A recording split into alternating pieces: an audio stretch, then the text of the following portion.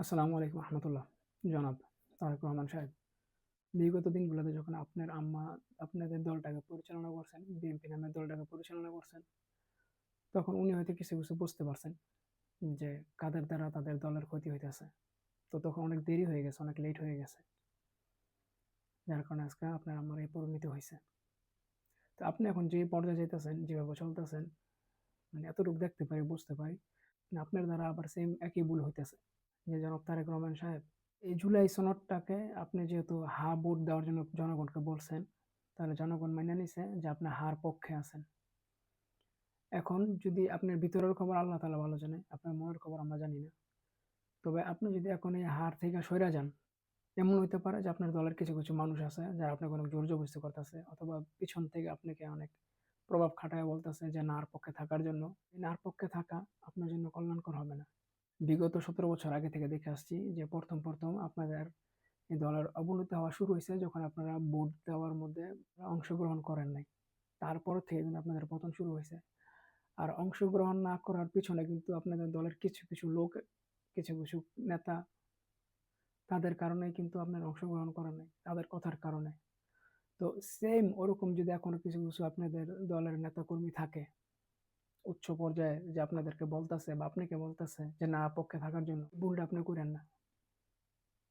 নার পক্ষে আপনি যায়েন না, আপনি হার পক্ষে থাকেন। এখনই আপনার চিনার সময় যে আপনার দলের মধ্যে কারা কারা মীর জাফর আছে, কারা কারা আপনার দলটাকে ক্ষতি করতে চায়।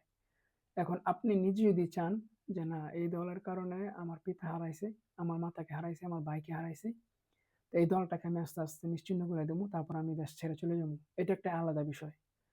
আর আপনি যদি চান যে না আমার এই দলের কারণে, বিএনপির কারণে আমার পিতাকে হারাইছি, আমি আমার মাকে হারাইছি, আমি আমার ভাইকে হারাইছি, এই দলের কারণে আমাকে দেশ ছাড়তে হয়েছিল, দেশ ত্যাগ করতে হয়েছিল, অনেক স্যাক্রিফাইস আমরা করছি, এই দলটা আমার পিতার হাতে তৈরি, আর এই দলটাকে গঠন করছে আমার মা গইরা গেছেন, তাই আমি সন্তান হিসাবে এই দলটাকে আঁকড়ায় ধরে রাখবো। তাহলে আপনার উচিত আপনার এই দলের মধ্যে যতজন ক্ষতিকর মানুষ আছে, যারা মির্জাফর টাইপের মানুষ, প্রতিজন ক্ষতিকর মানুষগুলোকে বের করে দেওয়া, এ আপনার উচিত। আপনি যদি একা না পারেন আপনি জনগণকে বলেন। হাদি যেমন বলছিল না যে ডক্টর ইউনূস সাহেবকে, যে আপনার পিছনে কারা কারা আছে, কে আপনাকে বাধ্য করে কিছু না করার জন্য, আপনি সবার নাম বলে দেন। তো আপনি এরকম বলতে পারেন যে এই মানুষের কারণে জনগণের কাছে এখনই আপনার সময়, যে এই মানুষগুলো আমাকে বাধা দিতেছে কাজ করার জন্য, আপনার দলের মধ্যেই আছে। এটা জনগণ বুঝতে পারে, দেশের মানুষ, দেশের মানুষ এত বোকা না, দেশের মানুষ বুঝতে পারে। হয়তো আপনি শপথ করছেন যে অনেক কিছু গোপন রাখবেন, কিন্তু কিছু কিছু বিষয় আছে গোপন রাখতে গেলে যে আপনার নিজের ক্ষতি হবে। আপনার পিতামাতার যে দলটা তারা বানায় গেছে, যে দলটাকে তারা গঠন করে গেছে, এই দলটার ক্ষতি হবে। তাহলে আপনি ওই মানুষগুলোর নাম প্রকাশ করেন বা ওই মানুষগুলোকে বিতাড়িত করে দেন। তাহলে ইনশাল্লাহ আপনার দলটা ঠিক থাকবে, আপনার পুরো পরিবারটা ইনশাল্লাহ ঠিক থাকবে। আমি আপনাকে এই কথাগুলো বলতেছি এর কারণে যে আমি আল্লাহর কাছ থেকে সাহায্য চাইছিলাম যে আমি কি করতে পারি। তো টানা 3 দিন আমি যে কোনো কাজ করার আগে বা বিশেষ বিশেষ যদি কোনো কিছু করতে যাই, তখন আমি একটা দোয়া আছে, একটা নামাজ আছে, যে ইস্তেখারা বলে, এই দোয়াটা পড়ি, এই নামাজটা পড়ি, পড়ার পরে এই রেজাল্টটা কি আমি ইনশাল্লাহ পাই যাই। অনেক সময় যেটা রেজাল্ট পাই তাহলে আমি ওই অনুযায়ী কাজ করি আর কি। তো আমি টানা 3 দিন 4 দিন এই দোয়াটা পড়ছি, এই নামাজটা পড়ছি যে আমি কি করতে পারি, কি করা যায় আমার দ্বারা।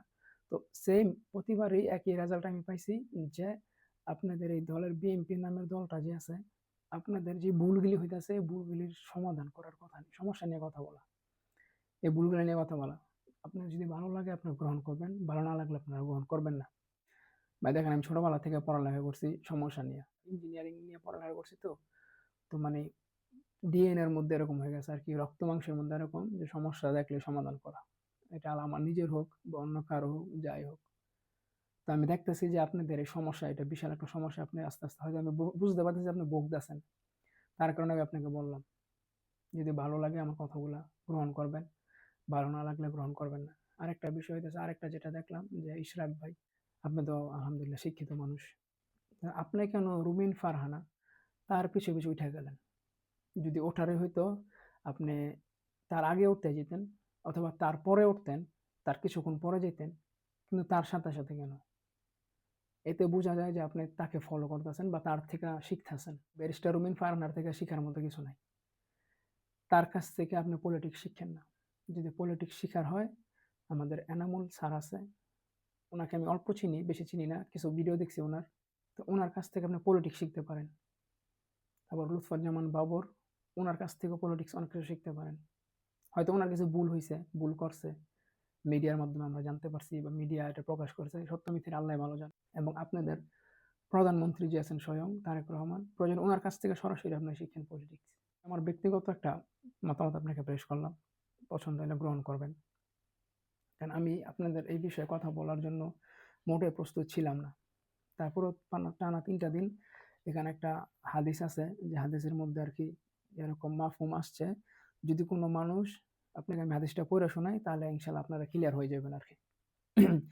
হযরত আবু জাবের রাদিয়াল্লাহু আনহু হইতে বর্ণিত আছে যে রাসূলুল্লাহ সাল্লাল্লাহু আলাইহি সাল্লাম আমাদিগকে আমাদের কার্যকর্মের ব্যাপারে ইস্তেখারা করিবার তরিকা এরূপ গুরুত্ব সহকারে শিক্ষা দিতেন, যেরূপ গুরুত্ব সহকারে আমাদেরকে কোরআন মজিদ শিক্ষা দিতেন। রাসূলুল্লাহ সাল্লাল্লাহু আলাইহি সাল্লাম বলেন, যখন তোমাদেরকে কোনো কাজ করিবার ইচ্ছা করে আর সে উহার পরিণতি সম্পর্কে চিন্তিত হয়, তখন তাহার এইভাবে ইস্তেখারা করা উচিত যে প্রথমে ২ রাকাত নফল নামাজ পড়িয়া লইবে, তারপর এইভাবে দোয়া করিবে।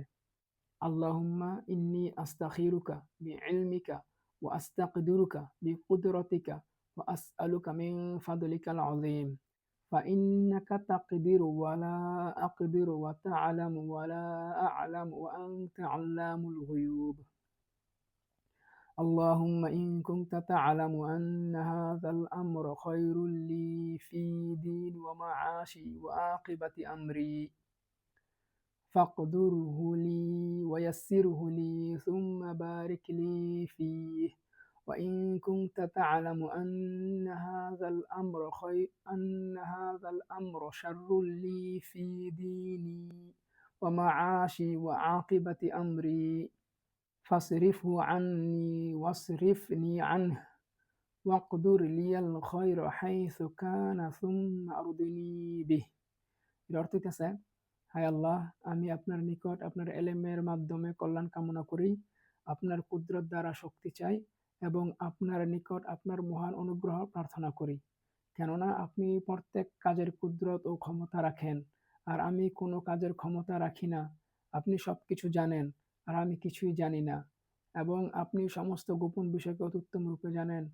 হায় আল্লাহ, যদি আপনার এলেম অনুযায়ী এই কাজ আমার দিন, আমার দুনিয়া ও পরিণতি হিসাবে আমার জন্য কল্যাণকর হয়, তবে উহা আমার জন্য নির্ধারিত করিয়া দিন এবং সহজ করিয়া দিন। অতঃপর উহার মধ্যে আমার জন্য বরকত দান করুন। আর যদি আপনার এলেম অনুযায়ী এই কাজ আমার দিন, আমার দুনিয়া ও পরিণতি হিসাবে আমার জন্য কল্যাণকর না হয়, তবে এই কাজকে আমার নিকট হইতে পৃথক রাখুন এবং আমাকে উহা হইতে বিরত রাখুন, এবং যেখানে যে কাজেই আমার জন্য কল্যাণ থাকে তাহা আমাকে নসিব করুন। অতঃপর আমাকে সেই কাজের উপর সন্তুষ্ট নিশ্চিন্ত করিয়া দিন।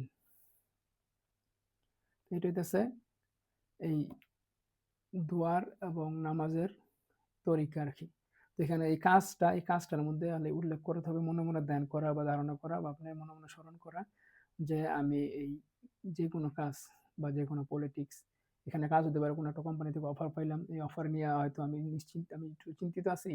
২ টা কোম্পানি থেকে আমার অফার আসছে। আমি একটু চিন্তিত আছি যে কোন কোম্পানিতে জয়েন করব, এটা একটা। অথবা পলিটিক্স পার্টি আছে অনেকগুলি, যে কোন পার্টির সম্পর্কে কথা বলব, কি বিষয়ে কথা বলব বা এখন আমার কি করণীয়। এটা নিয়ে যখন আমি ধ্যান করছি, যখন এটা নিয়ে মনে, মনে হইছি, তো আমি আপনার এই এইটাই বারবার আমার কাছে আসছে যে আপনারা যে ভুলগুলি করতেছেন, আপনাদের এই ভুলগুলির আমার যোগ্যতা অনুযায়ী, আমার জানা অনুযায়ী যতটুকু আমি বুঝি, যে আপনাদের এই ভুলগুলা নিয়ে কথা বলা, ভুলগুলা নিয়ে সংশোধন যাতে হয়ে যায়, এগুলা নিয়ে আমার জবানটাকে খোলা। যদি ভালো লাগে ইনশাআল্লাহ গ্রহণ করবেন। ভালো না লাগলে আমারটা আমাকে ফিরাই দিবেন। ইশরাক ভাই, আপনি মোটামুটি আলহামদুলিল্লাহ ভালো মানুষ, শিক্ষিত মানুষ, বয়স অল্প, রাজনীতিতে নতুন ঢুকছেন, রাজনীতি শিখতেছেন। তবে ভাই, যদি রাজনীতি শিখারই হয় তাহলে সরাসরি যদি পারেন জনাব তারেক রহমান সাহেবের থেকে শিখেন, এনামুল হক এহসান, ওনার কাছ থেকেও শিখতে পারেন। আপনি নিজে, নিজে বই পড়েন, কিতাব পড়েন, পলিটিক্স নিয়ে হাজার, হাজার কিতাব আছে, বই আছে, ওইগুলা পড়েন। ইনশাআল্লাহ শিখতে পারবেন। অথবা আপনাদের দলের নেতাকর্মী যারা ভালো, ভালো মনের মানুষ আছে, তাদের কাছ থেকে শিখেন। বিগত বছরগুলাতে কারা দেওয়ার জন্য অনেক ত্যাগ স্বীকার করছে, তাদেরকে দেখেন। কারা আপনাদের দলের ভালো মানুষ, কারা দলের ক্ষতি চায়, উপরে যে ভালো ভিতরে দলের গোড়া কাটতেছে, ওই মানুষগুলাকে বুঝার চেষ্টা করেন, চিনার চেষ্টা করেন। ওইসব মানুষদের থেকে কখনো আপনি পলিটিক্স শিখতে যায়েন না। এবং আপনার মধ্যে যারা আছে তাদেরকেও বলতেছি, জনাব তারেক রহমান সাহেব, আপনার এখন উচিত যে আপনার দলের মধ্যেই শত্রু কারা আছে, আপনার দলের মধ্যে বা দলের বাহিরে কারা আপনার ক্ষতি চায়, এগুলাকে আইডেন্টিফাই করা, এগুলাকে খুঁজে খুঁজে বার করানো। এবং আপনাদের লুৎফুজ্জামান বাবর যিনি আছেন, মানে উনি খুব ভালোভাবে বলছেন যে উই আর লুকিং ফর শত্রু, তাকে ইনভলভ করতে পারেন। তার কাছ থেকে আপনি গোপনে পরামর্শ নিতে পারেন। সে খুব ভালো করে জানে আপনার দলের শত্রু কাড়ায় কাড়ায় বা বাইরের শত্রু কাড়ায় কাড়ায়। আপনার জন্য আফসোস হয় যে আমার মনে হয় যে আপনি এখনো চিনতে পারেন নাই যে আপনাদের দলের মধ্যে কে উপকারী মানুষ আর কে ক্ষতিকর মানুষ।